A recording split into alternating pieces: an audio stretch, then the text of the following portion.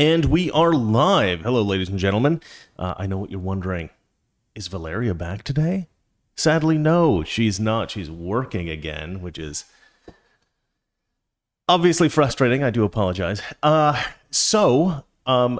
this is the least professional show on YouTube, I have to advertise the show now because normally I do this before I go live, but I didn't. So I have to post this little thing on the YouTube. Let me see here. Switch account. Go to Mr. Reagan. Go to my channel. This is lots of fun, guys. Behind the scenes, right? All right. Paste that. Live now. Oop. Hold on. Hold on. I'll get this. There we go. Copy that. Let's go up here. Paste that. Post. Boom. Done. I am advertising the show now on my Mr. Reagan channel. All right, let's go ahead and close this. A moment, please. All right, and now we can start the show like normal. Like I said, we are the least professional show on the YouTube. Jesus is God says, hello, I'm driving, so I can't watch tonight. Have fun. I'll watch later. God bless. Well, God bless you as well, madam. And that's all right. That's all right. Drive safe, yes, as the Bigfoot the chipmunk has said. Drive safe for sure. All right, so there's a lot of crazy stories today. I mean, legit crazy. We are spiraling ever faster into 1984. It's so funny that he chose 1984 as the date that the world goes to hell.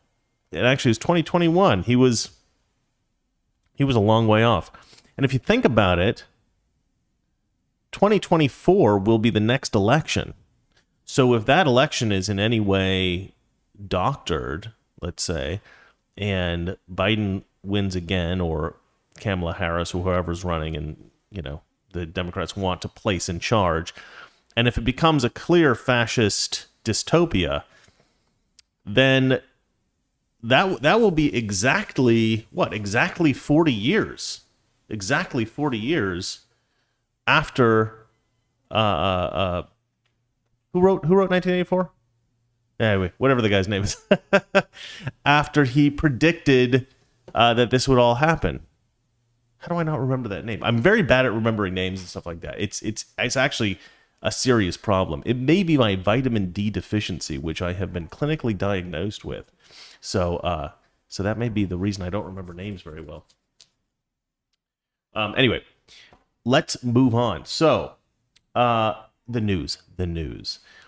We have some fascinating news. Let me go move over to my little notes here, and we'll start because Valeria's not here, so I have to read everything myself. It's so sad. All right, I'm gonna switch to this view. Let's see here. So, story number 1: Black Lives Matter is banned from the Olympics. I love this. I'm sorry to celebrate.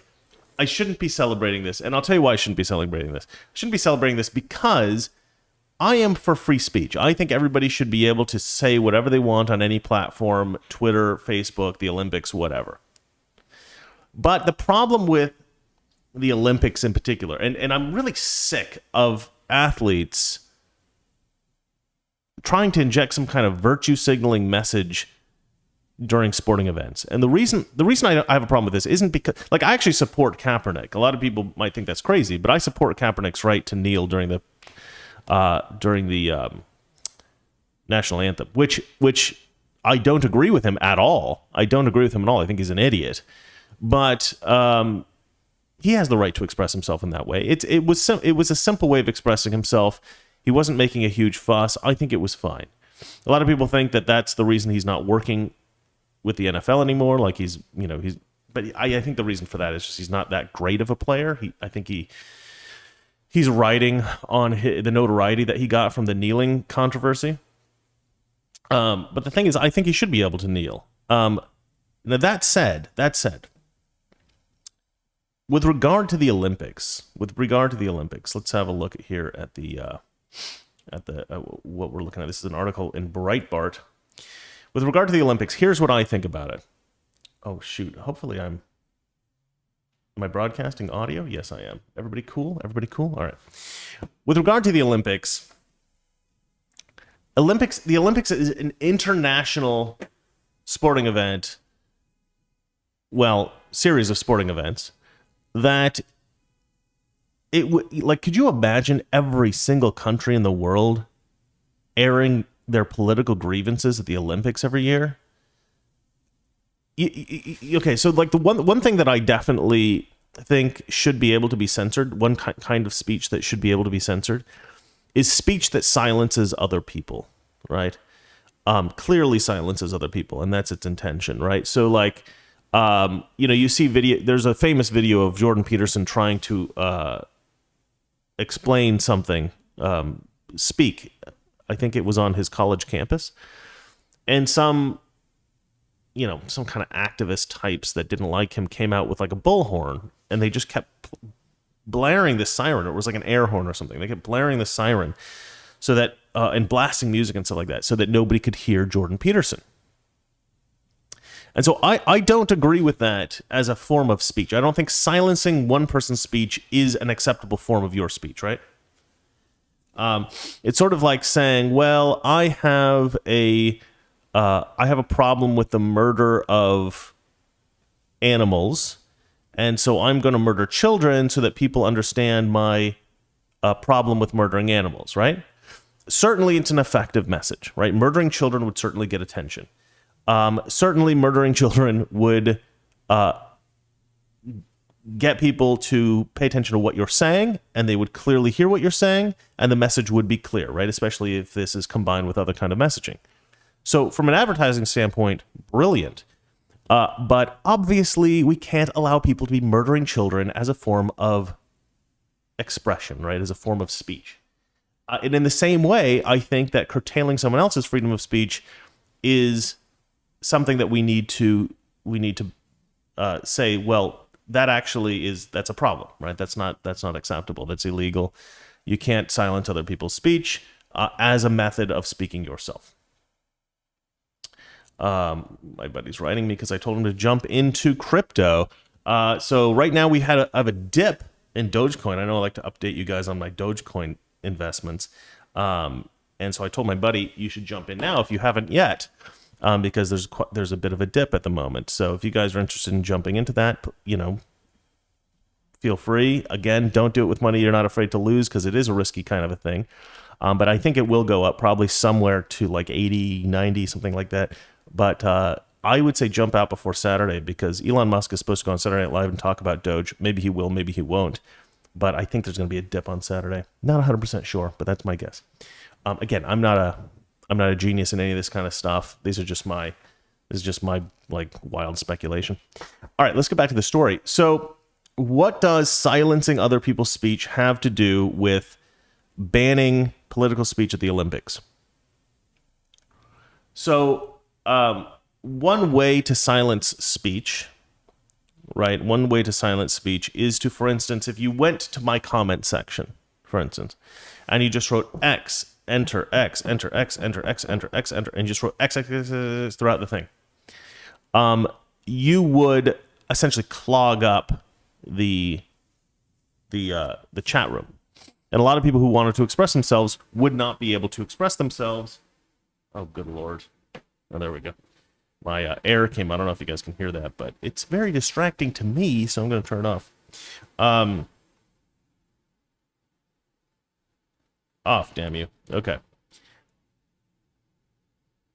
And that's something that, right, and that's a technique that some people use to silence speech.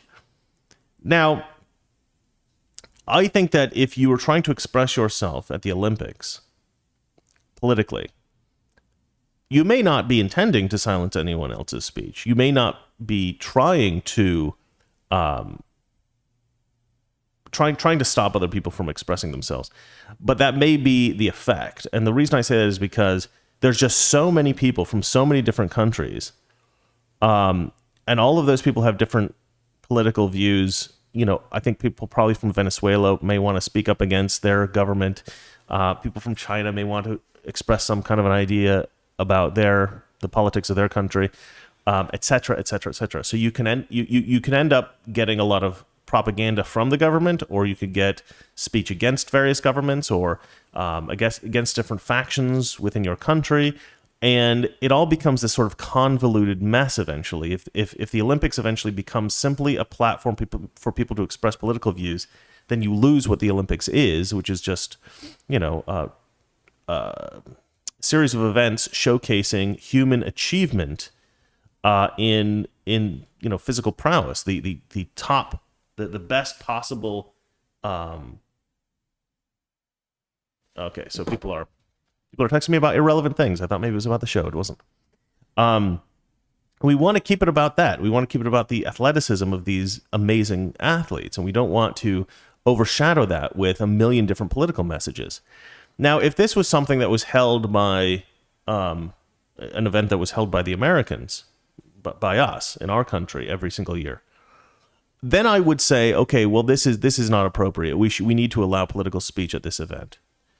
But it's not something that's held by Americans, and not every country has free speech laws like we do. And again, like I said, it's something that's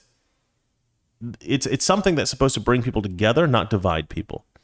And political messaging at an event like this, I think, could have that effect eventually. Now, if the Olympics were a venue, that was the best place to express your political ideas, right? Like if throughout the world there weren't other avenues to express political ideas, I would actually say that we should fight for the ability to express themselves, for athletes to express their political views at the Olympics. But because we have the internet now, I think it becomes redundant, right? You don't need to have you don't need to have political messages at the Olympics because you have so many other avenues to express yourself. Any one of these athletes can gain a platform using the Olympics online, and then use that platform to express themselves, express political views. So that way, I think it can be useful. I think the Olympic Committee has also said that you are perfectly free to express your political beliefs anywhere except actually at the Olympic ceremonies. Those are the only places that it's not allowed, which I like, because I just don't think it should become a platform for political messaging. And I especially like it because this is the first time I've ever seen anyone say that Black Lives Matter is not welcome here. And so that's the real I think win that we have here. I mean, how brave is the Olympic Committee to say no Black Lives Matter allowed? Like, that's crazy to me. That's just crazy, because Black Lives Matter is a terrorist organization. I don't care what anybody says about that being like hate speech or bigoted or whatever. No. They burn down buildings. They kill people. It's a terrorist organization, right? They're trying to instill fear into the populace in order for... This guy's got to stop testing me. All right. I'm live on streaming. I'm live streaming. I'll say that. Okay, stop bothering me. All right, well, let's read this article that Breitbart has here. Okay, Olympic athletes will not be allowed to wear Black Lives Matter apparel during ceremonies of the upcoming Tokyo Olympic Games, according to new rules posted by the International Olympics Committee, the IOC. The IOC revealed its new policy changes last month, noting that no political demonstrations will be allowed on the field of play. And IOC officials, okay, so not on the field of play and not at the ceremonies, right? And IOC officials have since confirmed the rules also ban any use of Black Lives Matter imagery, logos. Okay, he's still texting me. What the hell? Logos, apparel, slogans, activism, according to TMZ Sports. Athletes will also be barred from political activism. And hold on a second, guys. What is going on here? There we go. Okay. Okay. Olympians are not banned from all activism, however. Competitors? I don't think contestants is a good... They're not on a game show. Competitors, I'll just add that, a little bit of editorial license there. Competitors will be allowed to use BLM slogans during team meetings, interviews, and press conferences. The IOC claimed that its prohibitions on athlete activism came after a poll found that the majority of the 3,500 athletes polled favored the ban. Because again, like this is a case of like a small number of activists spoiling things for everyone, right? It's like I said, that troll in the comment section writing X, enter X, enter X, enter X, enter, just trying to clog up the chat with, you know, blocking other people from speaking. If you eclipse the messaging of the Olympic Games, which is, you know, like I said, the amazing ability of these athletes, with this Black Lives Matter messaging, then you change the Olympics into something that I don't think the Olympic Committee wants. I don't think anybody wants. I don't think you're doing a disservice to the other athletes, right? We're trying to showcase the ability of these people, the training that they've done for years of their life. They've invested lots and lots of money, lots and lots of time. They are peak athletes, and you are casting a shadow over them with some political speech that we've been getting this political speech from every angle for the past year at least. And years before that, they just didn't call it BLM before that. And so it's not necessary that be present there at the Olympics. You know, leave the Olympics out of politics. I think that's actually fine. And again, like I said, it's an international thing. So it's not like we're trying to protect the rights of Americans' free speech. We're just trying to make this game free of controversy, which I totally appreciate that. I think that in another circumstance, I actually would be against this. If this were something to do with human rights or something like that. Now, if there was a huge human rights crisis around the world. Now that I think would probably be the BLM argument, that it's a human rights crisis and therefore it's cruel not to bring attention to it. And that's why all these stupid companies like Nike and crap are like, oh yeah, we love BLM. We love BLM. Yeah. Stop police killing unarmed black men. But all of these people should know, if they do any research into it at all, that it's based on a lie, right? All of the statistics that BLM puts out, they're lies, right? They are manipulations of statistics to make it look like black people are, dying, disproportionately at the hands of police. They're not. Okay, they're not. We all know that, obviously. Let's have a look here. A very clear majority of the athletes said that they think it's not appropriate to demonstrate or express their views on the field of play at the official ceremonies or at the podium, said the IOC Athletes Commission Chief Kirsty Coventry. That's kind of a nice name. I don't know why I like Coventry. That's part of that's a place in England, Coventry. That's right, yeah. So our recommendation is to preserve the podium, field of play, and official ceremonies from any kind of protests or demonstrations or acts perceived as such, Coventry added. One thing the IOC did not clear up is possible punishments for violating the ban on activism. Punishment, the IOC said, will be determined on a case-by-case basis. Capital punishment, I imagine, is the consequence, right? They'll be put to death. That's the only firing squad, maybe? Lethal injection? I don't care. That's a joke, obviously. All right. That is it for that one. I'm curious what you guys have to say about that. Please leave your questions and comments for the end of the show, because I can't look at them at the moment, right?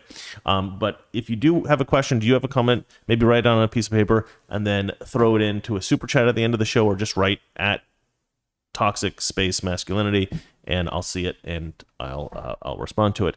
But please leave your questions and comments till the end of the show and I will respond to as many of them as I can. But yeah, hopefully some of you guys have some kind of passionate response about this. It seems like something that is controversial because, like I said, I'm not for banning speech, but in this particular case, I think it's a great thing. Okay, so let's move on, shall we? Next story. Okay, let me see what this guy's writing me. Okay. Oh, he's writing about the show now. So my buddy Kurt has written, the Olympics don't want to color ratings. I think he means like the Oscars have. And I don't think he means color. I think he messed that up. Kurt, if you're going to write me something on the show, spell things correctly. What is that? Do a little bit of an edit. And then he writes, stupidity knows no borders. That was spelled correctly. I appreciate that. All right, so let's move on to the next story. Story number 2. This is pretty annoying. The second story is pretty annoying. Twitter suspends from the desk of Donald J. Trump Twitter account. All right, now let's have a look at this story. This is unbelievable. This is unbelievable. Okay, so as you guys know, because I reported it the other day, Donald Trump, having been banned from all social media, has started his own webpage where he just posts tweets, essentially. But they're not tweets. They're just messages that go out over email, I think, for the most part. I haven't signed up for it myself, but I should probably do that. Emails that say, like, what his thoughts are during the day, right? And I'm sure that there's lots of people who read those tweets, lots of people who get those emails, and there's lots of people who want to get those in an easy, digestible way over Twitter. And so another account came along, somebody came along, and they made an account, and they started posting Trump's tweets from the Desk of Donald Trump account. And Twitter was like, oh, no. Oh, no. Sorry, hold on. There we go.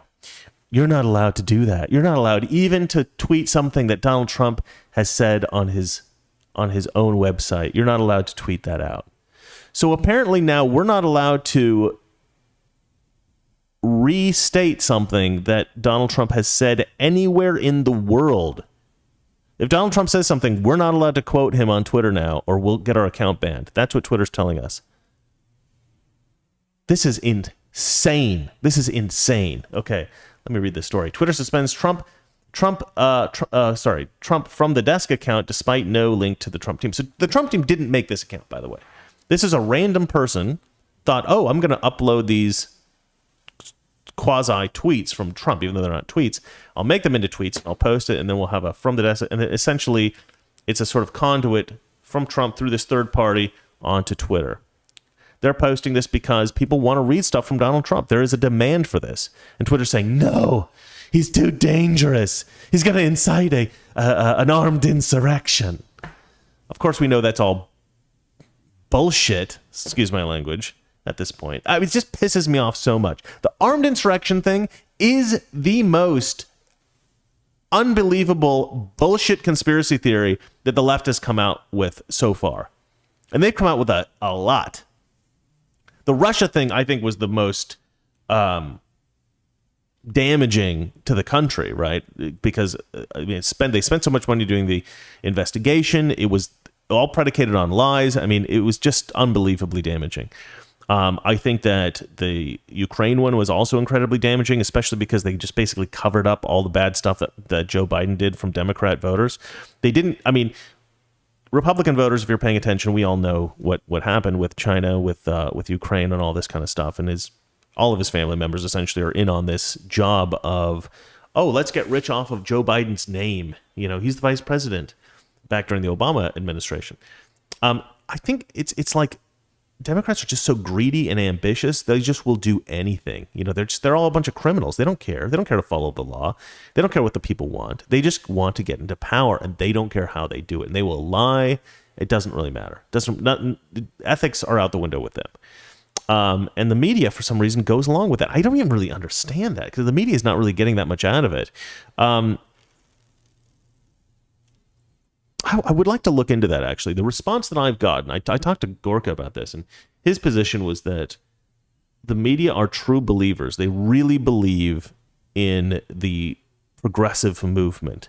And so it doesn't really matter if Nancy Pelosi is a criminal or Biden's a criminal. If these guys can help push the progressive policies, they're good, and we need to help them, right? And so the Democrats just carry water for these. I mean, the media just carries water for these guys. Even though they know what they're doing is wrong. They know what they're doing is unethical. It doesn't matter. It doesn't matter because they're helping to push the progressive agenda, and they really believe in it. But it's just amazing to me how far they'll go. I mean, how criminal they'll go, how unethical they'll go. Let's go ahead and read some of this story. An account pulled from Twitter for appearing to belong to former President Donald Trump's newly launched communications platform was not created by the ex-commander-in-chief's team, the Post has learned. The 45th president on Tuesday revealed his new website from the desk of Donald J. Trump, which allows him to provide his thoughts in Twitter-style posts that can then be shared on social media sites from which he has been banned. The site is meant to serve as a place to speak freely and safely. A statement from Team Trump said the team is working on developing the case Further, to give him the ability to communicate directly with his followers. An account appearing to belong to the former president's new platform at DJT Desk emerged on the social media site shortly after, but a source close to the to Team Trump told the Post that the account was not created by anyone on President Trump's team. Still, by Wednesday evening, Twitter had suspended the account. Reached for comment by the Post, including questions on the validity of the account. Twitter stood by the decision despite the identity of the user remaining unknown, seemingly not connected to the former president. As stated in our ban evasion policy, we'll take enforcement action on accounts whose apparent intent is to replace or promote content affiliated with the suspended account, a Twitter spokesman said. So their position is like, if we kick you off our platform and you try to create a new account and post the same kinds of stuff you were posting before, we'll delete that account too. That account will also be banned. Okay, but if I want to post stuff from Donald Trump, does that mean I'll get banned because I think that what he says is valuable? I mean, do I have to provide context? Do I have to provide my opinion with it? I don't know. What exactly are the rules here? Because I would like to, I think, sometimes post things from the desk of Donald Trump and talk about them. Am I not allowed to do that, Twitter? You just like, because this is news. This is news. When Donald Trump says anything, it's news, okay? Because not only is he a former president of the United States of America, he's one of the most popular presidents in history, right? He is beloved by his supporters. A lot of people listen to what he says. A lot of people are interested in what he says. And we have to analyze what he says, and we have to talk about it, and we have to express our opinions on it, right? That's what political analysts do. That's what political pundits do. That's what political reporters do. And if we're not allowed to, because the thing is, I'm sure if New York Times wanted to criticize Trump and they wanted to post one from the desk of Donald J. Trump's little messages on Twitter and criticize it, I'm sure you wouldn't ban the New York Times, would you? Okay, so we've got to be able to see what he's saying. We've got to be able to respond to it. If you want to ban him, obviously I don't agree with that. I think that's unethical. But then to ban anyone else who posts anything that he says, that's insane. That is insane. And maybe what they're saying is it's like, if we think that the primary purpose of the account, which it kind of looks like it's possible that that's what they're saying here, I would say that is minutely more reasonable, like ever so slightly more reasonable. But let's have a look here. So he says, we'll take enforcement action on accounts whose apparent intent is to replace or promote content affiliated with a suspended account. So I don't know if that means primary intent, because like, what if I want to comment on something that Donald J. Trump says, but I also have the intent of making sure that people get to hear what Donald Trump says? Do I then get banned because I think that people should be able to hear what Donald Trump says, and Twitter disagrees with me? Twitter doesn't think people should hear anything that Donald Trump says because he's so dangerous. Do I then get banned? I don't understand. And how do you know what's in my mind? Right? Like, what if I have no intention for people to hear what Donald Trump has to say, but rather I want to express my own thoughts, and I need people to hear what he has to say as context, right? What if that's true, right? But you guys just misinterpret it, and you think that my intent is to get people to hear what Donald Trump has to say. Like, does that matter? Like, how does that work? So you can see how a lot of this is just based on the whims of Twitter. Twitter could just basically do what they want. And this has always been the problem. I've got a bunch of videos about Twitter and how they take action against conservatives and they don't take action against Democrats who do far worse things. Far worse things. In fact, they promote Democrats who do far worse things. Consider Maxine Waters. She's basically called for violence many, many times. Has she ever been moved off Twitter? No. Donald Trump never called for violence. In fact, he's called for peace many, many times. And Twitter says, oh, but we interpret what he said as a call for violence because that's what we think because Trump is bad. And banned, right? It's ridiculous. The platform permanently banned the then... Okay, we know that they banned it. Okay, we don't need to read the whole story. Oh, there's a picture of Jack Dorsey. What a douchebag. All right, moving on. New story. This is from the Wall Street Journal. All right, let me go ahead and look at what I have written here as my headline. My headline says, on National Prayer Day, Joe Biden talks about race and climate, but not God. apparently he didn't even mention God once on National Prayer Day, but he talked about race and climate change, which is, of course, what the left is wont to do. Let's see here. Biden fails to mention God on the National Day of Prayer proclamation. Joe Biden released a proclamation in honor of Thursday's celebration of the National Day of Prayer, in which he failed to mention God. Instead, the president mentioned racial injustice. You know, Joe Biden may have released a proclamation, but he certainly didn't write the proclamation. I don't know who wrote it, but whoever wrote it is a degenerate. Okay. Instead, the president mentioned racial injustice, or whoever wrote it mentioned that, and racial justice, and included a reference to climate change. Concerning racial injustice, Biden's handler's proclamation, stated, prayer has nourished countless souls and powered moral movements, including essential fights against racial injustice, child labor, and infringement on the rights of disabled Americans. Okay, whatever. This is ridiculous. The president later talked about, whoever wrote this, later talked about confronting the crises and challenges of our time, from a deadly pandemic to the loss of lives and livelihood in its wake, to a reckoning on racial justice and the existential threat of climate change. Give me a break. This guy, David Brody, noticed, doesn't even mention God once. How do you release a proclamation about prayer and not mention God at all? Of course, it mentions climate change and racial justice. Truly is pathetic and not surprising. So I guess this is the guy that really, first noticed this. As of Thursday afternoon, the president had not yet mentioned the National Day of Prayer on Twitter. On Wednesday, Biden found time to highlight Cinco de Mayo amid a still raging immigration crisis at the U.S.-Mexican border. I'll be honest, I don't really know what Cinco de Mayo is. I think it's Mexican Independence Day or something like that, right? It's funny that we celebrate it here in America. I think the reason we celebrate Cinco de Mayo is because people like to drink. And it's an excuse to drink. Because the funny thing about, I understand St. Patrick's Day in America, right? Because St. Patrick's Day is a very much a culturally specific holiday. And you could make the same argument for Oktoberfest, because both of those holidays there's a huge percentage of the population that is Irish, and there's a huge population that is German.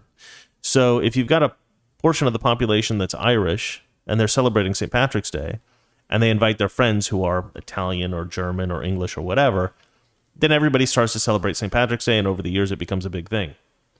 I don't think Cinco de Mayo was a big thing until fairly recently, in the past, 10, 20 years, something like that. And most of the people I see celebrating Cinco de Mayo are not Mexican. They're like white people, and there's like no Mexican people to be seen for miles, right? They're just drinking. So I think Cinco de Mayo is essentially really nothing to do with Mexican independence anymore. It's to do with drinking. I think it's just an excuse to drink. But that said, I think Oktoberfest is kind of similar, because I am German and I like to go to Oktoberfest. We have a big Oktoberfest festival in Oktoberfest Festival. That's a little redundant. In Oregon, and I've been to that a couple of times, and that's quite a bit of fun. And I'm not really sure how that emerged, because I don't remember that when I was a kid. I don't remember Oktoberfest being a big thing when I was a kid. That's kind of emerged more recently as well. So I don't think that's been a part of the American tradition like St. Patrick's Day. So I will say that I think probably Oktoberfest is something similar. Like Oktoberfest is has become a big deal more recently, I think, because people like to drink and they want an excuse. That's my guess. I don't know. I could be wrong. Maybe it was always big, maybe in the Midwest where there was a lot of Germans, right? That's where my ancestors first came before we moved to the West Coast. Completely irrelevant to this story, but yeah, they brought it up, so I thought I'd talk about it. Todd Starnes has written, regardless... All right, gosh, I'm being texted like crazy. What do you guys want? What do you want? What do you want?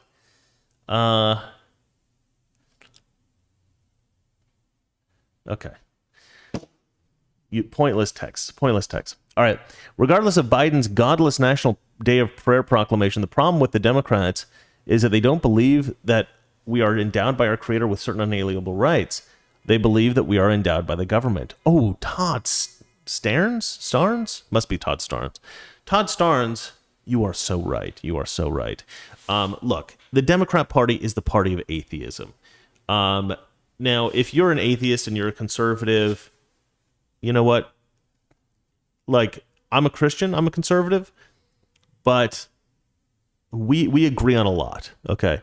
And like, I'm friends with Carl Benjamin, Sargon of Akkad. I mean, we're not like super close or anything. I'm not trying to name drop here. I'm just trying to point something out. It's like Carl Benjamin is an atheist. I used to listen to Sargon of Akkad videos, and I like what he has to say. I don't like what he has to say about Christianity a lot of the time. I don't agree with him on that stuff.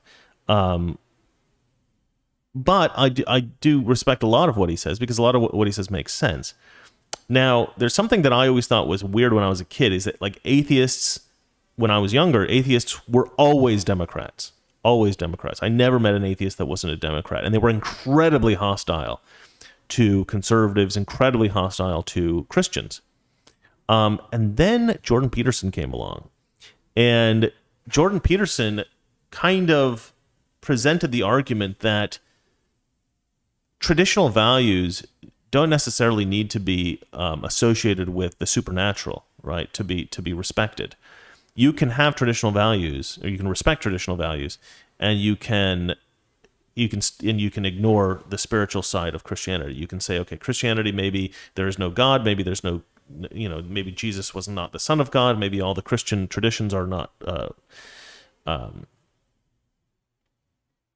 realistic or sensible, but the Christian ethic is, right? The Christian philosophy is, the ethics and the principles are valuable. And the reason, Jordan Peterson has a whole system of ideas, philosophies, that if you pay attention to it, it's sort of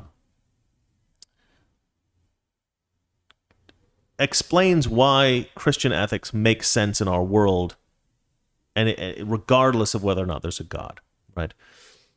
And when I was a kid, and here's the funny thing about that, when I was a kid, and when you're like a teenager, you kind of have to make a decision at some point. Like, am I going to accept the religion of my ancestors, or am I going to reject that because of evolution and science and whatever? Or am I going to join another religion? Or how am I going to look at the world? And so I would pray about this sort of thing fairly frequently, and I would read the Bible, and I would read about religion, and I would try to get a sense of it for myself, so that I wouldn't simply be somebody who was just believing something because his parents did or whatever. I wanted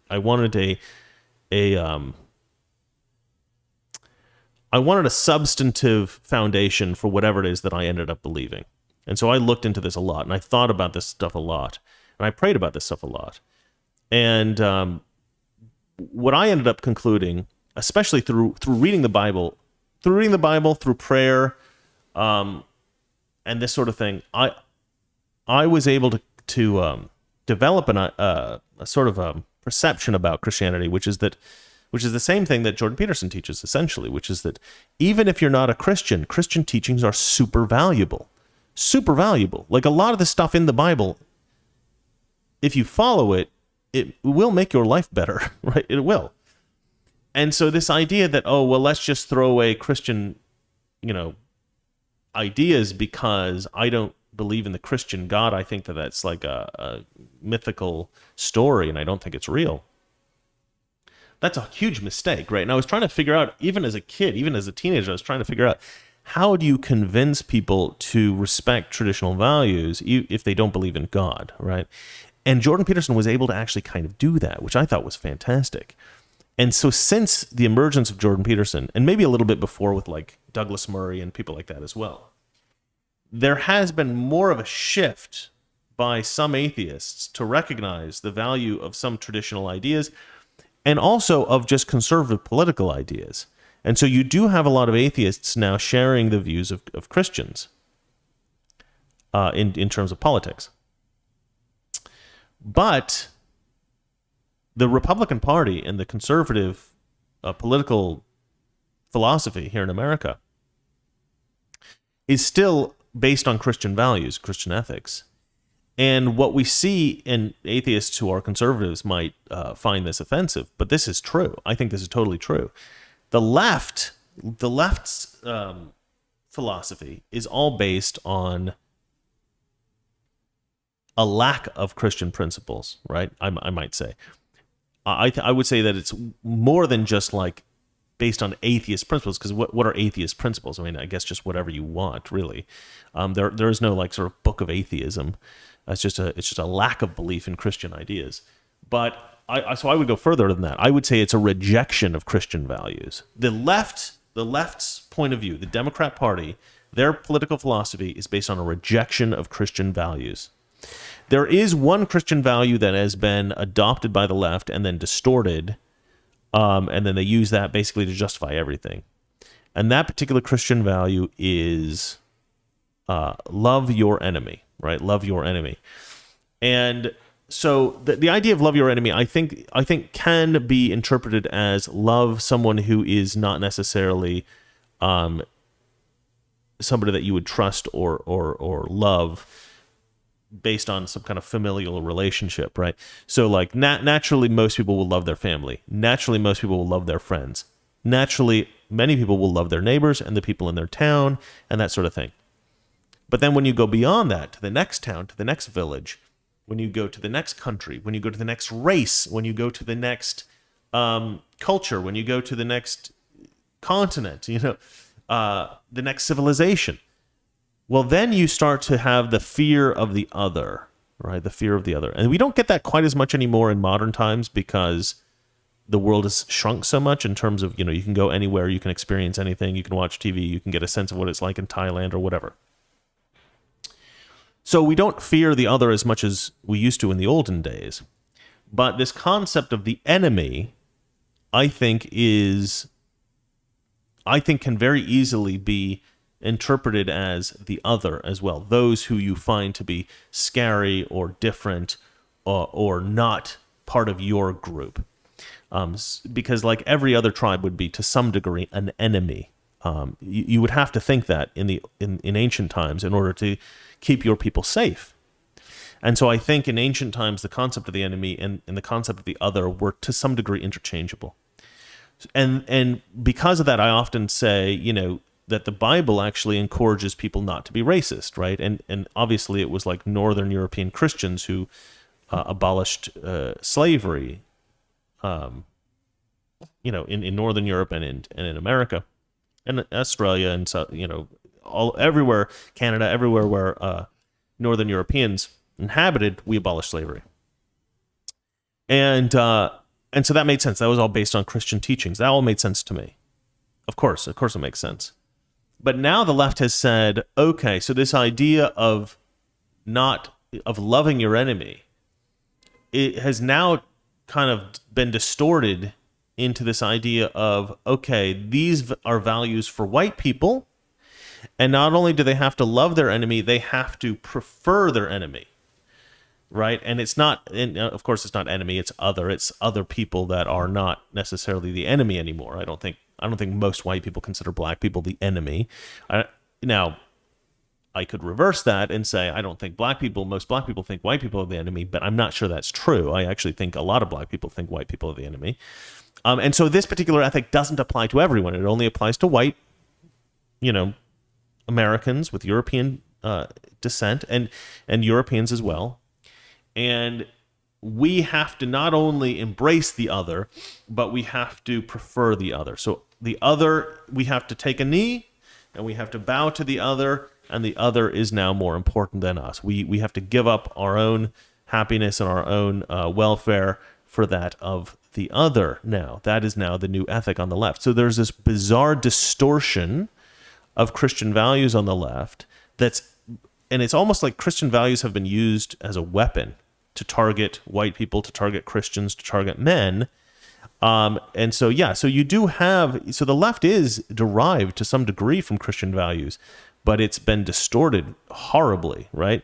And I think a lot of Christians believe that there is a tendency for Satan, the devil, evil, whatever you want to call it. If you're an atheist, maybe just call it like a tendency of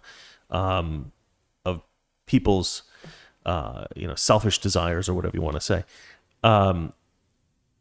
to distort Christian values in nefarious ways, right? There's this kind of fear with Christians, especially, well, not, I mean, it's not like a fear like we're always afraid of it, but you know what I mean? Like, there's a concern among Christians that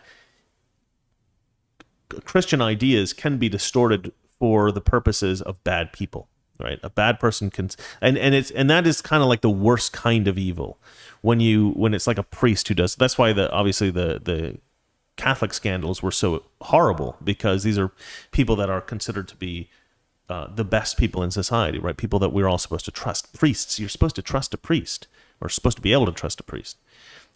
So if a priest does something criminal, or a priest victimized somebody, that's the worst kind of person, right? Because they're actually using Christianity to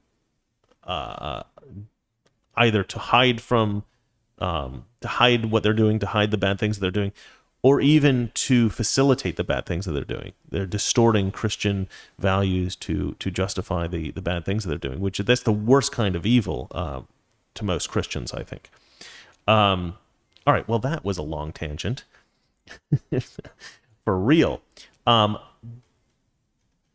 this is about Joe Biden ignoring God on National Prayer Day. Let me go ahead and read a little bit more here from the story so we can bring it back to this story. Biden's remarks did quote the late Georgia Democrat Representative John Lewis's words, "Nothing can stop the power of a committed and determined people to make a difference in our society." Why? Because human beings are the most dynamic link to the divine on this planet, Biden wrote, quoting Lewis. In May 2020, then President Donald Trump released a statement for National Day of Prayer. Trump mentioned God 11 times. Trump noted in his proclamation, "As one nation under God, we share a legacy." I'm not sure I care about that. I'm not sure that should have been included in this, because I'm not sure how devoted a Christian that Donald Trump was. That's probably the thing that I was the most critical of him for. But at the end of the day, I think that Trump is probably effectively an atheist, if not an agnostic. I've never really heard him sincerely talking about Christianity. He said something about the little wine and the little bread or something like that. That was like super patronizing. So I don't think of Trump as a Christian. I don't know if you guys do, but I certainly don't. And that's not something that I ever really cared about. If he could run the country well, it didn't matter to me that he was necessarily Christian. The reason why it's important to me that presidents are Christian is because I want them to be guided to do the right thing in every instance, and I think Christianity will help somebody to do that. But in the case of Donald Trump, I think he was doing the right thing almost, if not all the time, almost all the time, and regardless of his Christian values. Now, there were some things that I disagreed with that Donald Trump did. I didn't try to criticize him too much when he was president, because the Democrats were doing that already quite a lot. But the things that I would have criticized him for were obviously different than what the Democrats would have criticized him for. But I do think the lack of Christianity with Donald Trump was a detriment to some degree.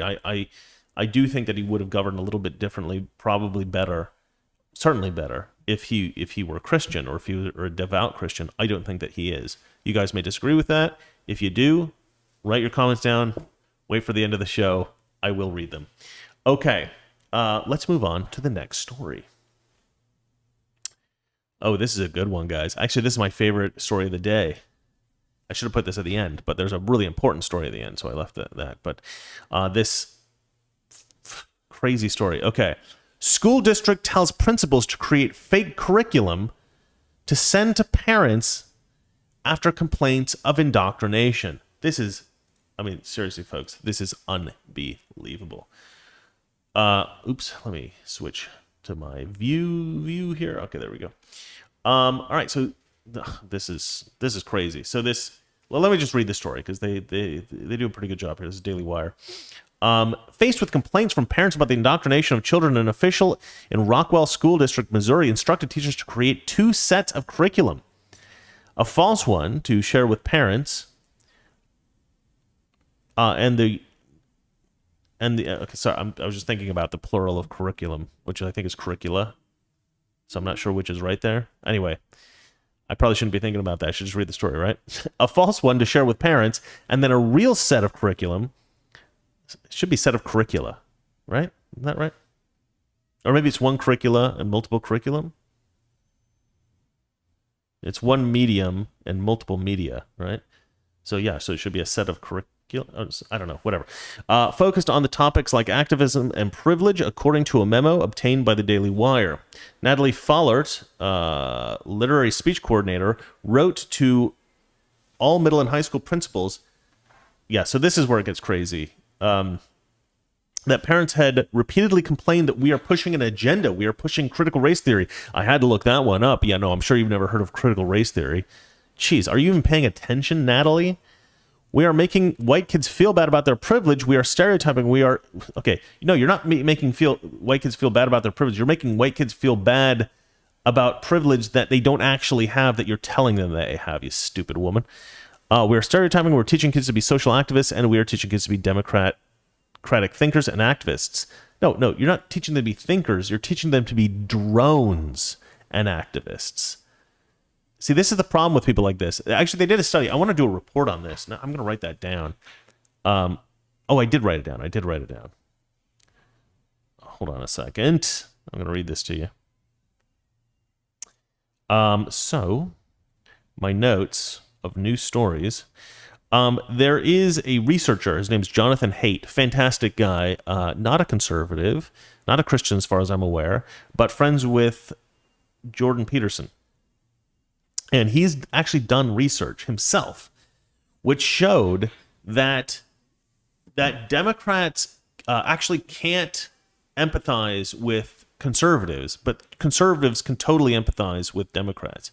So what he did is he had both conservatives and leftists fill out a questionnaire and either fill it out as if they were a Democrat, fill it out as a Democrat, or if they're a Democrat, fill it out as if they're a conservative. So they would imagine what a conservative would put down as answers, and they would write it as a conservative. And then if they were a conservative, they did the same thing, right? If you were a conservative, they'd say, fill this out as conservatives, or they'd say, fill this out as if you're a Democrat. Fill it out in the way you think a Democrat would fill it out. And what he found was, and I'm going to have to research this because I think it's in his book. Oh, I didn't zip up my shirt to give me the awesome spy look, which I always look for.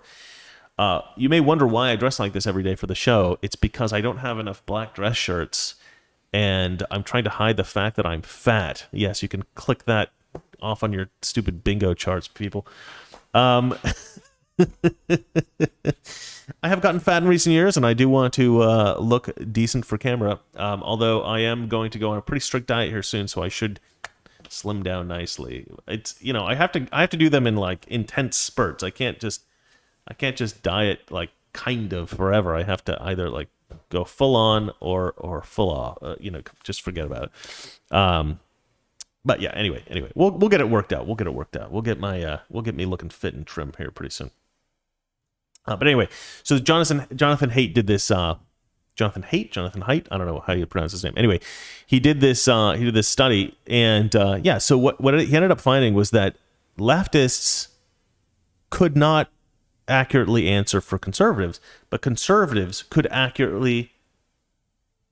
Oh, Valeria bought me food. She's going to be home in 25 minutes. Fantastic. See you soon, darling. Conservatives could answer accurately for Democrats. So somebody wrote me about this the other day, and I didn't. But they were talking about empathy, right, and how Democrats can't empathize. I'm not sure that's 100% true.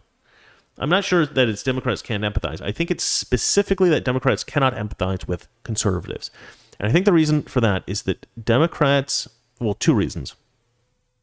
One, Democrats have been indoctrinated into this ridiculous idea that the conservatives are like literally evil, and we're all racist and we're all horrible. But also that Democrats are fed a steady stream of misinformation, right? They are fed lies about conservatives constantly. So what they believe conservative positions are not conservative positions. They're these. Those are my headphones. I don't like weird little things distracting on the screen. So the point I'm trying to make here is that the flip side to that is that conservatives, we actually understand how leftists think. And the reason for that, I think, is twofold. One, we're constantly inundated with Democrat ideas, right? It's in our movies, it's in our TV shows, it's in our schools, it's everywhere. So we're constantly hearing Democrat ideas. The Republican position, to some degree, right, is a formulation of philosophical ideas based on our principles, and also, to some degree, positioned against bad ideas that are popular bad ideas. So if you have a set of ideas that are very good, you then have two directions to take. The first direction is to try to build a society based around those principles and enact policies that will improve quality of life based on your fundamental perceptions of reality and the principles that you have. However, the other direction you have to go sometimes is if you have another group who has a totally other set of perceptions of reality that are maybe false, in this case, I think false, Democrats, and who are trying to actively attack your ideas and destroy your policies and block you from your aims, right? So then you have to position a lot of policies and position a lot of your philosophical ideas, not just in a positive direction to promote these ideas and improve society, but also to defend against these bad ideas and these people that are trying to destroy you and these people who are trying to destroy society, essentially. And many Democrats are trying to destroy society, I think, intentionally, but I think a lot of Democrats are obviously not trying to destroy the society, but that's the inevitable result of what they're doing. So they're sort of unintentionally destroying society. But let's get back to it. So I'm not sure what I suspect that these teachers are well intentioned. I think that they genuinely believe that teaching social justice and woke critical race theory BS is actually beneficial to society. And I think that they're completely unaware of the reality that they're actually destroying these kids' minds. But the parents are very aware that these people are destroying their kids' minds, and they're obviously very unhappy about this. So let's go ahead and read a little bit more here. The problem was that for the first time, parents could see what teachers were telling their children thanks to virtual learning, where assignments were visible for at-home learners in a tool called Canvas, right? So all the lessons went on this server, I guess, called Canvas, and kids would take their work from this server. So this woman, Natalie Follert, her solution was as follows. This is the letter that she wrote. This doesn't mean throw out the lesson and find a new one. Just pull the resources off Canvas so parents can't see it. Keep teaching. Just don't make everything visible on Canvas. This is not being deceitful. You're not deceiving anybody. This is just doing what you've done for years. Prior to the pandemic, you didn't send everything home or have it available. You taught in your classroom, and things were peachy keen. And we're going old school. So her idea is, because parents were ignorant of the bullshit that they were teaching these teachers were teaching their kids before this, then there's no reason why parents should be privy to the crap they're teaching kids now, that just because there's a pandemic. Listen, lady, just because you were getting away with this crap before, that doesn't mean it's okay to go ahead and hide it from parents now. You were doing something wrong before. You were teaching kids things that the parents didn't want taught to their kids. The parents just didn't know about it. Now they're aware of it, and you're like, oh, the problem isn't that we're teaching kids stuff that parents don't want taught to their kids. The problem is that the parents are aware of it. So let's just hide it from the parents. This should be a crime, right? Not only should this woman lose her job and never be allowed in teaching anywhere in the world ever again, but I think people like this need to go to prison. This is unbelievably horrible, to teach kids something that the parents think is actually evil and just like not tell the parents about. Okay, parents are teaching their kids something we don't like. We want to teach them this other thing that the parents think are evil. Well, let's just not let the parents know about it. I mean, this is the most irresponsible, horrible thing I could possibly imagine anybody in the teaching field ever doing. I I don't have any kids, but I have a lot of nieces, and I have one nephew, which is kind of annoying. You want there to be balance, right? You want there to be like an equal number of boys and girls, but I've got a lot of nieces. Not that I don't love my nieces. They're fantastic. Let's see here. You could duplicate any... This is where it gets crazy. You could duplicate any an entry/lesson in Canvas, making 2 copies. You publish one for the whole class. That's a lean version of the lesson. That is, it doesn't have all the SJW woke crap in it. But then their original that has all the stuff on it can be published and only assigned to specific students if needed, or could specifically be emailed to students, email students a copy of what they need. So you put on Canvas the fake lesson, and then you email students privately the real lesson, so the parents don't see it, right? So if the parents are looking through Canvas, they'll see the fake lessons, but then you email the kids secretly the SJW woke lessons. The reason I say make a copy, you can publish the new one. Okay. The reason I say make a copy, I think she's missing some grammar here. You can publish the new one that has less information on it. Then for that kid who's all virtual and needs a full lesson, you can publish it and assign it only that kid. How is this woman in education when she clearly cannot write? There should be a period here, or maybe this is not supposed to count. I'm not exactly sure what she's getting wrong here, but this is all messed up. Let's see here. And assign it only that kid to only that kid? My God. I mean, honestly, let me look this woman up. Who are you, Net? What does a moron look like? That's what I'm curious about. Let's see here. Images. No. I don't think any of these people are her. Is this her? Are you the moron? No, it doesn't look like this is her. I don't know. I can't tell. Maybe is this her? Maybe that's her. No, this is from some gospel choir. I can't tell. I can't tell who this is. I mean, there's obviously stories about the story, but anyway, whoever this woman is, I can't find her with a quick Google search, or Bing. I'm using Bing. But whatever she looks like, whoever she is clearly a moron. I always like to know what morons look like. If I'm driving and somebody does something really stupid, I always like to kind of get in front of them and have a look to see what stupid really looks like.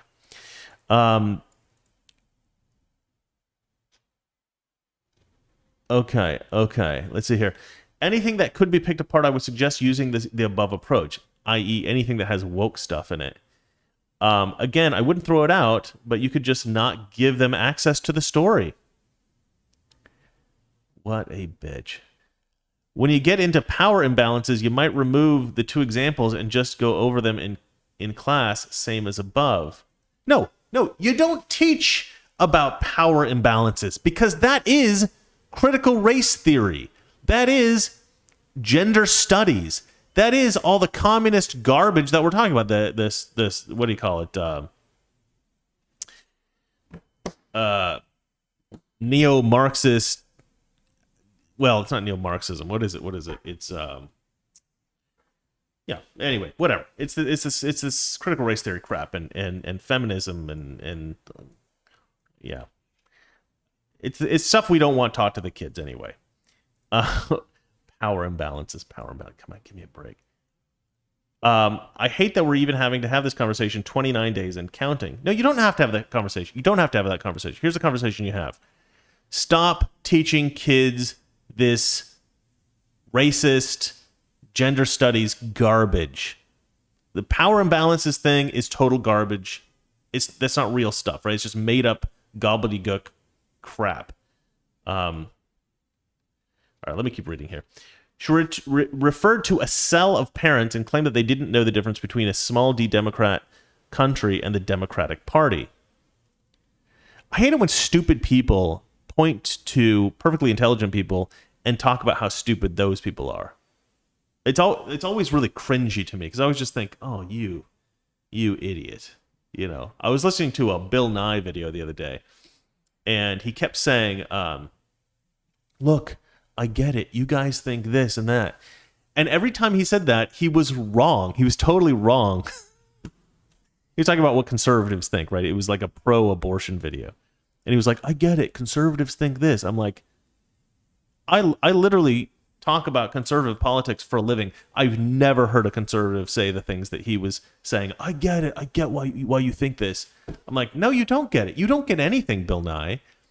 You've got a bachelor's degree in engineering, and you think you're a scientist, and you literally get nothing that conservatives think. And it goes back to this study by Jonathan Haidt, who's saying, the study shows that Republicans understand what Democrats are thinking. Democrats do not understand what conservatives are thinking. They're very, I think part of the problem is they're very, what's the word? They're very arrogant. It's not really just they're sort of, they've got a sort of unfounded confidence in their own intelligence and their own understanding, right? They're very ignorant of conservative ideas, but they think they're very knowledgeable, right? You've got this problem where somebody who knows maybe a little bit about conservative ideas think they know a lot. It's a phenomenon which I think there's actually a name for this phenomenon, where people who know a little bit about stuff think they know a ton about it, but they don't. And this happens with politics. Republicans do truly know a lot about what Democrats think, because a lot of our policies are sort of based around it. And again, like I said, we're completely inundated with Democrat ideas all the time. But Democrats just don't hear conservative ideas ever. They never hear it. It's not provided to them on CNN. It's not provided to them through the New York Times, through MSNBC, anything like this, any of their usual news outlets. So they just never hear what our positions actually are. Whenever I do hear a conservative on a leftist network, they're usually incompetent. They can't speak. They don't know what they're saying. Right? None of the superstars on the conservative side are ever invited to speak on Democrat platforms, because there was this idea a little while back that that was dangerous. Right? If we are giving conservatives a platform, then we're being too nice to them. Right? We're doing them some kind of a service. By allowing their message to be heard by Democrats. But you're only doing us a service, you're only doing something dangerous if, in fact, your side is buying into our arguments. And that's probably not going to happen unless our arguments are better than yours, right? So I think this all kind of boiled down to the fact that they realized that conservative ideas are just better, and we are going to red pill a lot of people as people start to hear conservative ideas. By the way, I heard red pill the other day described as turning somebody... This is one of the Q videos that I did. I did this video on Blue Anon, which you should watch. And by the way, the last video I posted got the fewest views of any video I've posted in years. I don't know what the hell's going on with YouTube, but anyway. But I did this video on Blue Anon, which I think is the counterpoint to QAnon, which is this idea that Democrats are all conspiracy theorists. And I was watching a video about this, and it was a British show, and they were trying to explain the QAnon phenomenon. And they said that when QAnon is able to convert a non-believer in Q to believing in the Q stuff, they call that red pilling. And to me, this is a very misleading thing to tell the viewers of that video, because conservatives generally say that if a leftist becomes a conservative, that's being red pilled. Right? So if you tell the leftists that being red-pilled is specifically becoming a supporter of Q or believer in Q, well, then anytime a conservative says, oh, this person got red-pilled, the left is going to think, oh, now they believe in the Q stuff. But that's not true. And the video didn't provide that context at all. I mean, maybe people who believe in the Q stuff do call it red-pilling when somebody starts to believe in Q stuff. But that's also what conservatives say when a leftist becomes a conservative. So the kind of disinformation that you see coming from the left is pretty unbelievable. I mean, it's pretty much everything I hear on leftist media is a lie, or is something that is a mistake, or is a misapprehension of reality, or is something that's just not true. It's almost all not true. And a lot of it's intentional, and a lot of it's just because they don't know what conservatives think. Okay, moving on.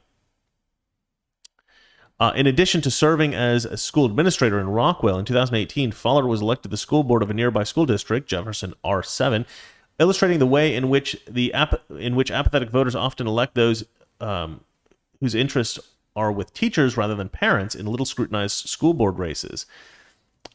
There is actually a response to this I'd like to play before I move on to the last story, which I think is a very important story. But let's go ahead and play this video. I'm going to go ahead and put the audio on, and you got the video, so I'm not screwing this up.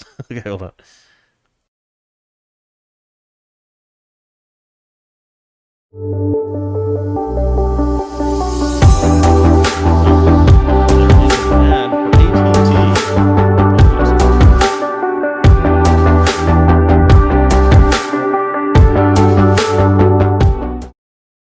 Wire found this email that was sent out. This is from the literacy speech coordinator in the district, sent it out to the middle school and high school principals. And it says, this doesn't mean throw out the lesson and find a new one. Just pull the resource off Canvas so parents cannot see it. Keep teaching. Just don't make everything visible on Canvas. This is not being deceitful. This is just doing what you have done for years. Prior to the pandemic, you didn't see everything at home or have it available. You taught in your classroom and things were peachy keen. We are going old school. So basically they're saying they're two sets of curriculum. How do you feel about that?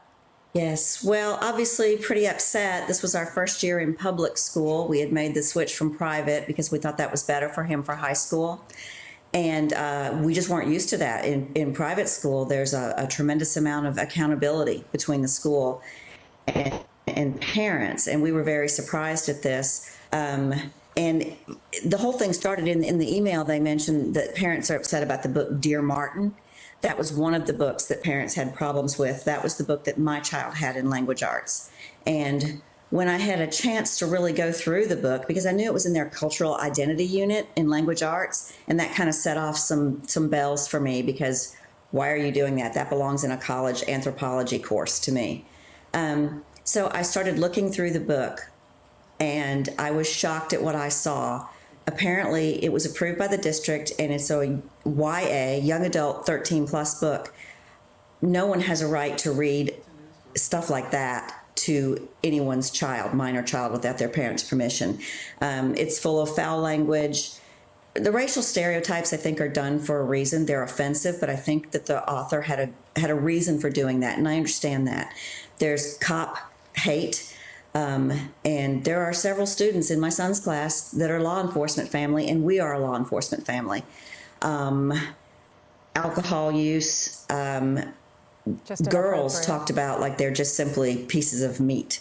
Wow. And the foul language. Now, my son's teacher did a fantastic job of presenting this difficult book, I think very gracefully and very respectfully. And I in no way want to impugn the teachers that we've encountered at Rockwood School District. They have been just fantastic, more than we imagined they'd be for my son for his first time in public school and mainstreaming his special ed needs. It's been fantastic. Okay. But that book is inappropriate for children. Well, hopefully they'll listen to you, teenagers. And they will prevent two sets of curriculum and just stay on the straight and narrow. Thank you so much for being on with us. I wish you all the best.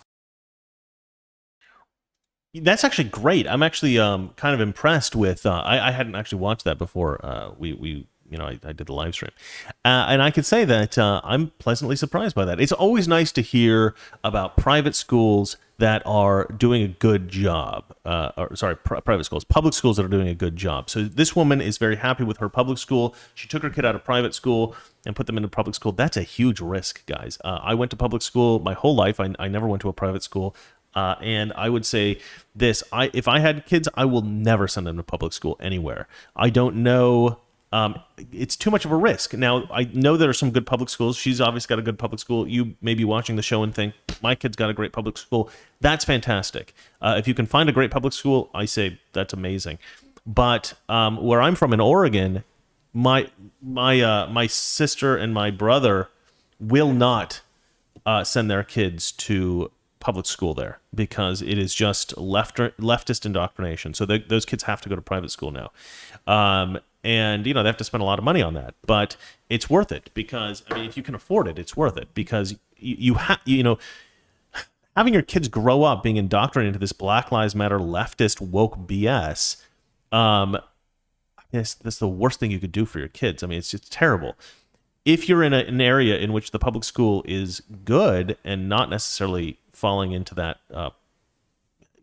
that tendency, which a lot of the public schools are, then that's great. You know, obviously this woman believes that the teacher that's teaching her child is a good teacher, and that's great. If she's happy with her public school, I think that's fantastic. And it's heartening to know that there are some public schools still out there that are decent, but we do need to move to a privatized system so that we don't have this problem where you have this disease that infects all public schools, like critical race theory and these other BS things. All right, let's move on to the next story, shall we? The last story, I think probably the most important story of the day. Let me grab that. Okay, so this one is called Biden DOJ Moves to Stop Arizona Audit. Yeah, so the Arizona audit. We've talked before about how terrified Democrats seem to be about this Arizona audit. Now, Joe Biden's DOJ is getting involved. So, Biden DOJ to interfere with state of Arizona forensic audit of Maricopa County ballots. And then there's a DOJ letter here. The same organization that manufactured and ran the Russian collusion hoax allowed for the 2020 election fraud is going to interfere with the Arizona ballot. This is according to Gateway Pundit. Arizona ABC 15, this is a local news station, says source at the county says DOJ is going to get involved in some capacity in the Arizona audit. Let's see, and they actually have a letter here, and I read this letter, and essentially there's two issues with the Arizona audit as far as I've been able to tell from this letter, and the DOJ is saying that the Arizona politicians, the Arizona officials, they're not allowed to let these ballots out of their own supervision, right? So they have to supervise the audit. It has to be ultimately under their watch. Now, I don't know if they are indeed violating any kind of rules the Department of Justice thinks they're violating. I don't know. You know, maybe there's some kind of technical violation there. But let's be honest. That's not really why they're going after them. They don't really fear that these ballots are somehow being abused or, lost or something negative is happening to them. They're really going after this because they're worried that they're going to find something, I think. So, they're doing everything they can to go after them. The other reason is because they say that part of the audit is going door to door and just seeing if the voters who have signed ballots and written their addresses on them actually live at the addresses they say they live at, right? Which I think is totally reasonable, right? But they're saying, oh, this could lead to voter intimidation, which I don't understand that at all. So what do they think? These people are going, all right, do you live at this address? Okay, now vote for Trump or else.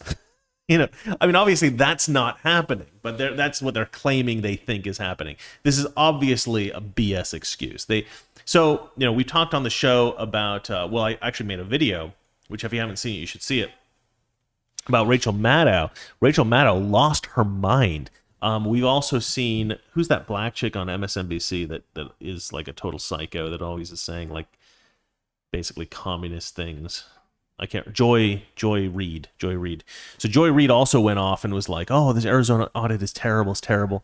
And there's been tons of people now that have come out on the left and said this Arizona audit is so bad. It's so evil. Like this is gonna ruin democracy. It's gonna ruin democracy.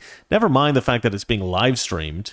Never mind the fact that what an audit is trying to determine whether or not democracy has been subverted, whether democracy has been destroyed in some way. They're trying to repair that, trying to fix that, trying to make sure that there's no actual issue with our democracy being circumvented here. But they're like, no, it's the audit itself that's gonna actually mess up democracy. No, it isn't. The audit is gonna ensure democracy. You stupid idiots. That's what we're trying to do. That's what we're trying to fix. Okay, so you can just back off. Everything's fine. But I made the point in my Rachel Maddow video, and if you've seen the video, you know why I said that. I make the point in that video that well, I call the story that I tell in that video, "The Lady Doth Protest Too Much," right? And the concept behind "The Lady Doth Protest Too Much" is this idea that if somebody starts screaming, "I didn't do anything, I didn't do anything, I didn't do anything," it makes you wonder, like, what did you do? Like if somebody's screaming, "There's nothing to see here, everything's fine," it's an indication that, in fact, something is horribly wrong, right? Don't, like, pay no attention to the man behind the curtain, right? This idea that without really much of a reason, you're trying to defend yourself, even before you've been accused. So the Democrats, although we've accused them certainly of fraud in the election, there's been no specific case drawn from this audit yet to criticize anyone, or to say that there was anything fraudulent going on, because the audit isn't done yet. We haven't seen the results of it. Who knows? It may end up showing that the election was perfectly fair in Maricopa County. That's possible.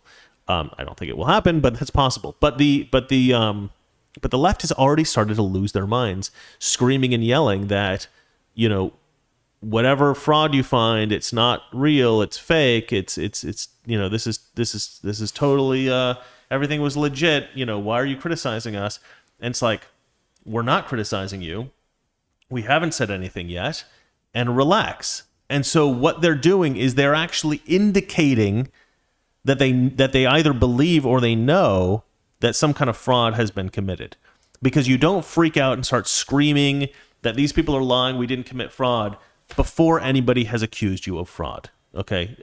So everyone on the left is now indicating that, yes, fraud will be found, or that something bad happened, right?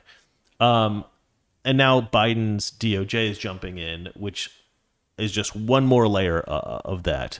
And so I think everybody basically on the right is now perfectly convinced, if we weren't already, that, indeed, they're hiding something, and we need to figure out what this is. One thing that Rachel Maddow said that was particularly funny was that she said that, what's going to happen is they're going to find something wrong with this election, and that's going to inspire all kinds of other audits all over the country, and, it's just going to destroy democracy. It's like, okay, lady, if they find something wrong in the Maricopa election, that means that, and it indicates that there was fraud nationwide. That means that we need audits nationwide to uncover what that fraud was and fix whatever the problem is, so that we have free and fair elections, you stupid woman, or whatever the hell you are. Look, I don't care if you're a Republican or a Democrat or a Green Party candidate or supporter or whatever the hell you are. It doesn't matter. You should want a free and fair election. Nobody should want tyranny. Okay, I don't want tyranny on the conservative side, because even if you have a rigged election for conservatives, what that will inevitably do is get bad people into office. It'll get bad people into office. It'll put bad people in control of the rigged system. It'll because there are bad people in the world. They don't care if they call themselves a Democrat. They don't care if they call themselves a Republican. They don't care if they call themselves Green Party. They don't care what they call themselves. If they see a way to cheat the system and get away with it, they're going to get into that position where they control it, right? So eventually, any rigged system is eventually going to be controlled by fascists, by dictatorial types, by criminals, by bad people, i.e. Nancy Pelosi. Right. These are the kind of people that want to control a rigged system. The people that want to participate in a fair system, some of them are going to be bad, some of them are going to be good. But at least you get some good people in a fair system. In a rigged system, you will be controlled by bad people. So if you're a Democrat, you should desperately want to get to the bottom of this if there is any fraud. And I would certainly, if it were the Republicans that won and we believe that the system was rigged, I would want to get to the bottom of that as well. Okay, end of show. Let's take your questions and comments. Do you guys have anything to say about any of this? I want to know. Noah Price put XXXXX. That's very funny. I like that a lot. Salty Cracker Reloaded wrote, Rachel Maddow, Mad Cow. A lot of people were saying Rachel Mad Cow. Does that come from another YouTuber? Because I find that offensive. Don't use the terms. You don't use hilarious names for leftists that I didn't make up. No, that's fine. I like Rachel Mad Cow. I think that's quite funny. I don't know who made that up, though. I assume it must be somebody. I don't know who would have made it up. Oh, I was going to try to come up with that term. I don't know. I can't think of it. What the leftists, the term that we use for the leftist craziness. All right, I don't see. Oh, we did have super chats. Okay, Rightful King of the Poll says the Democrats had their own version of the QAnon stuff, the Franklin Bank scandal, but the media never shamed them for it. Turnabout is fair play. Franklin Bank scandal. I'm going to go ahead and look that up. Copy paste. Boom. All right. I will watch.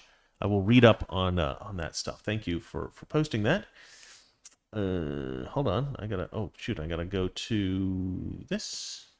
Got a new video coming out tomorrow morning. Should be quite good. But the video that came out this morning, you guys gotta watch that video. I don't know what the hell happened. It got like 8,000 views. That's like, I usually get 20,000 by now, and that's even with the restrictions I already have. So I don't know what happened. All right, let me go try to catch all these super chats. Oh, Tom Christopoulos, who isn't who I thought he was. I thought you were somebody else.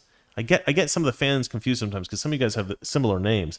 My Christian beliefs make me do the right thing when no one is looking.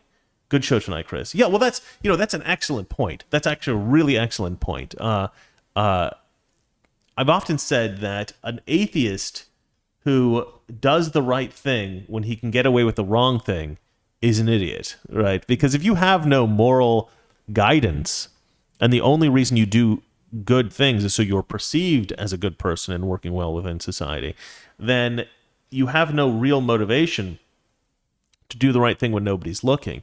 And that's how you can advance very easily, by cheating. By doing the wrong thing, by acts of criminality, if you think you can get away with it. And so that to me is the sort of, atheist. It's an inevitable thing. If you're an atheist, you're inevitably going to do the wrong thing when you can get away with it. If you're a Christian, you won't. So I think that it's better if the entire world is Christian. All right, let's see here. Rightful King of the Poll says, we need vouchers. The Democrats spend more time with your children than you do, only by choosing our teachers. Why did I say opening? That's a weird thing to say. That's obviously not what you wrote.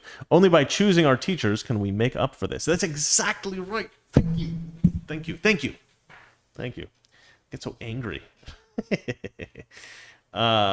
All right, let's see here. All right, Daniel J. Corica says, Patriot Daniel saying hi. Well, hi, Daniel. We love hearing from you, man. Let's see here. Somebody had a suggestion for a story, and I wasn't able to read up on it in time to do it today. But it's a good idea for a story. Grow Love Bear says, what's your opinion on the anti-Semitism bill passed in 2020 as it relates to the First Amendment? Was the anti-Semitism bill in 2020? I don't even know what that is. I didn't even know about that. I know that in 2020 there was some kind of problem with Ilhan Omar saying some anti-Semitic stuff, and I think she was censured or something like that by the House. I don't remember exactly, but I don't remember a bill being passed that was about anti-Semitism. Well, I'll tell you what. I think that when it comes to free speech and all this kind of stuff, I think all the hate crime stuff, I think anything related to being like something being a hate crime and all that, I think that's stupid, right? You should have a crime, crimes that are about like hurting other people, right? If you like physically hurt somebody else, that should be a crime, right? Assault or whatever. You shouldn't have like assault plus assault of a black guy, and then we assume you're a racist and therefore you need to go to prison for longer. Because I don't think that those laws are applied accurately or evenly. Right? I don't think there's a lot of black people that are going to prison for hate crimes against white people, even though a lot of, like, you could make the argument that if a black person grows up in a household in which his mother constantly tells him that white people hate him and are after him, and he breaks into 10 houses, and 9 of them are black families, and he steals a lot of the stuff, but he doesn't hurt anybody, but he goes into the white person's house, steals all their stuff, and, like, murders them. Even if they didn't say anything racist or anything like that, you can still make the argument that, this person committed a hate crime because he was raised with this idea that he hates white people. But if he didn't say anything like, I hate white people when he was committing the crime, he didn't commit a hate crime. So it's like a weird thing where but then if the white guy does the same thing, but he says the N-word while he's committing the crime, he gets done for this hate crime. So I think the whole hate crime thing is such a stupid thing. It's like, what exactly was your intent when you were killing these people? Was it because of their race? Like, what does it matter? They're still dead. You still killed people. Like, I mean, obviously, if you're going to kill somebody, your motivation probably isn't very good. I mean, sometimes it's fine. Like if somebody's like sleeping with your wife, naturally somebody's going to probably kill that person. But, but like, that's nothing to do with like bigotry or, I mean, that, but most of the time, if somebody's killing somebody because they hate them or because they're, they're not well intentioned. So this idea of the hate crime compounding the crime and making it worse, like you're an evil person, but you're a particularly evil person because you're also a racist. I mean, that's just stupid. Like racism exists all over. I talk about this all the time. Racism exists all over the world in just about every culture except for Northern European culture. It's the only culture that we've done away with racism, right? All of us that are Northern European or descended from Northern Europeans or have accepted the culture of Americans, which was drawn out of Northern Europe, we're the only people in the world that we don't like racism. We don't like it. But to say that, like, let's say like a Guatemalan kills a Mexican in New York City, right? Or Puerto Rican or something like that, right? Do we then say, oh, well, Puerto Ricans don't really like Mexicans, and therefore the Puerto Rican is guilty of a hate crime? It's just, I mean, what does it make a difference? Like, what if he killed another Puerto Rican? Does that make it less of a crime because Puerto Ricans don't hate each other so much? I mean, it's just stupid. So, yeah, the whole hate crime thing is stupid. Laws against anti-Semitism are stupid. Like, yeah, there's going to be people who irrationally hate other people in the world. That's the way the world is. We should try to fight that through education, through talking about it, through politics, through rhetoric, not through writing criminal legislation. That doesn't make any sense to me. Grow Love Bear writes, it was a bipartisan bill and signed in Israel. I find it interesting when fellow conservatives fight against free speech. Yeah, I'm a very I'm almost libertarian with regard to free speech. Like, I'm very, very hardcore free speech. I mean, I am celebrating this Olympic thing where they're banning Black Lives Matter BS. But again, it's because of this idea that Black Lives Matter tends to come in and overwhelm the conversation with their political views. And if we start making, something like the Olympics just a platform for political speech, then we block out the messaging of the Olympics, which I think is a problem. We don't want to eclipse language with other language. So that's one of the few times that I'm okay with banning speech, is if it eclipses other speech. If it stops you speaking or if it silences somebody else, then the speech can maybe be regulated a little bit. But that's as far as I'll go. And the only reason that I'm for that is because I want to facilitate speech. I want more speech. I want more people to have a voice and not fewer. Okay. Let's see here. Bigfoot the Chipmunk writes, that's like saying kids are going to have knife fights, so don't shoot them. I don't know about what you're referring. Let's see here. Daniel J. Corker writes, if everything is racist, then nothing is racist. Yeah, that's right. Yeah. Frank James writes, can you imagine if somebody got up in front of the world at the Olympics to complain about how bad life is in the United States? They'd embarrass themselves. Yeah, I know. the runners from Kenya are just like, this guy's an idiot. I can't do a Kenyan accent, but yeah, be something like that. Darling, do you want to say hi? You don't have to come on camera. You can just talk into that microphone there. Ah, okay. She's indisposed, let's say. All right, so she's not going to say hi because she's indisposed. So instead, I'm going to say bye. Is that cool? We're going to see you guys tomorrow. Hopefully there will be some new, interesting news stories. Oh no, Daniel just jumped in with a super chat at the last second. Rich, what setup do you use to edit and live broadcast videos to YouTube? I'm looking to expand my channel. Thanks.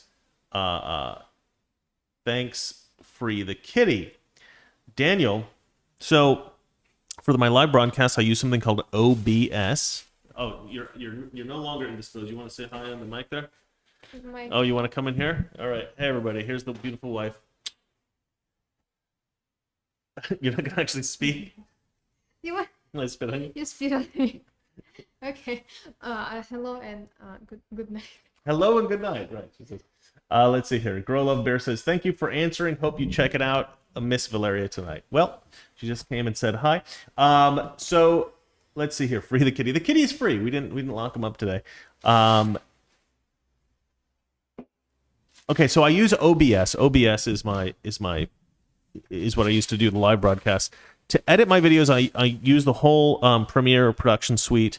Adobe Premiere, Adobe. I use all Adobe. But if you want something that's free and excellent, you should use DaVinci Resolve. DaVinci Resolve is fantastic. It takes a little bit of learning, but you just watch some YouTube videos to get the hang of it pretty quickly. So that's what I use. I also have a very good camera. I have a Sony. Well, it's not the best camera or anything, but it's a pretty good camera. It's called the Sony Alpha 7, Sony A7 III. Sony A7 III. And then I have an incredibly expensive lens on the front of it. So, but I still mess up a lot technically because I'm just a bit of an idiot. And I have a lot of lights that I got pretty cheap off of Amazon. And then what else do I use? One of the most important things is to have a good mic and set the settings correctly. I'm really bad at setting the settings correctly, like the gain and stuff. I mess up sometimes. So sometimes it'll be a little poppy or sometimes it'll be a little quiet or whatever, and I got to fix that. But this is also a very, very expensive mic called an RE20. Valeria's Shure is a little bit better value, and it's the one that everybody uses. I'm sure you've seen that in previous videos. I encourage everybody to start YouTube videos. I used to try to help people start YouTube videos, but what I found was that it's actually very, very difficult to do what I do in the sense that it's hard to explain. So some people are very watchable and some people are not watchable. And that's not to say that you're not a charismatic person in real life. There's a lot, like I have a buddy who I tried to help start a YouTube channel and he couldn't do it. And the weird thing was, I still think he can do it actually, but the weird thing was his personality on camera totally changed from his personality in real life, and that happens to a lot of people. Like you put the camera on them, and then they for whatever reason they can't express the nuance of their personality on camera. Incredibly common. I see it in Hollywood all the time with people who are trying to be actors. They get a camera on them, and then they can't act. It's weird. But what is acting? Acting is just sort of expressing your natural behavior in front of a camera, and genuinely expressing yourself on camera. So it's being genuine. So when you see actors in Hollywood, sure, they're saying things that a writer wrote for them, but they're expressing these things in a way that they would off camera, right? In the same sort of way. And so they're acting naturally. That's why it looks like they're acting naturally. So, but a lot of people can't do that. And I don't really understand that. It's more something you're born with. I don't think it makes you a good person or a bad person. I don't think it's sort of like being good at basketball. I don't think it should necessarily be praised as much as it is, but we tend to glorify actors. I don't really get it, but the one thing that is good about it is that if we're all sort of home by ourselves, we don't want to go out and hang out with our friends, you can kind of go online and hang out with somebody that you like who's acting naturally in a TV show or on YouTube or something like that, and you have an enjoyable time watching them. You're kind of hanging out with somebody despite the fact that you're not going anywhere. So to me, that is, those are my 2 cents on starting a YouTube channel. So I've kind of stopped encouraging people to start YouTube channels because I've seen so many people fail at it. It's very, very hard to do. If you can't be like very natural on camera, even if you have the best mic, even if you have the best... What I encourage people to do is get this mic called a Blue Yeti. It's a very cheap mic. It's like $120, but it's very nice quality. So if you have a good voice and you're natural on camera, you can if you got a decent mic and you got a decent camera, you can probably be a successful YouTuber. But anyway, I guess that's it. Anybody else? Yeah, Daniel J. Corca says thanks again. So, all right, peace. Yeah, everybody already said goodbye because I said I was going to shut it off and then I didn't. All right, well, my beautiful wife has brought food for me, so I am going to go. Love you guys. You guys are the best. I will see you tomorrow. Good night. Toxic masculinity.